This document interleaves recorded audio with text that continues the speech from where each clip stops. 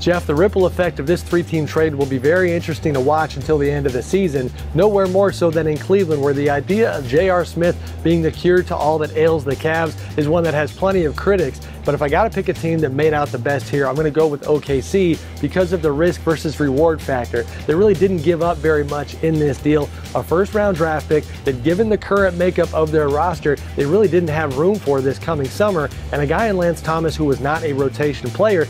They get a guy from the Cavs and Dion Waiters who could absolutely help them offensively. Like we saw here at Oracle Arena on Monday night, OKC still struggles when it comes to opposing defenses, loading up on Kevin Durant and Russell Westbrook. Serge Ibaka, Reggie Jackson on some nights can't bring up that back end, could certainly use another talented scorer. Now, Waiters is not the most efficient player, shooting a career low 40%, but I think in this context he could be good. On top of that, he's an insurance policy for the Thunder when it comes to this summer. Reggie Jackson will be a restricted free agent, likely going to command big dollars on the open market. If OKC decides they don't want to pay it at this point, they've got a guy in Waiters with 2 more years left on his deal.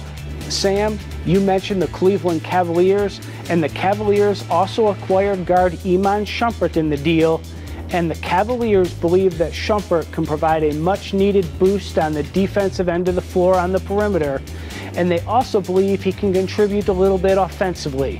The Cavaliers will find out soon enough if this was the right trade for this season. But Sam, I'm more intrigued by what the New York Knicks did. Phil Jackson traded J.R. Smith and Iman Shumpert, and this accomplished 3 goals, Sam.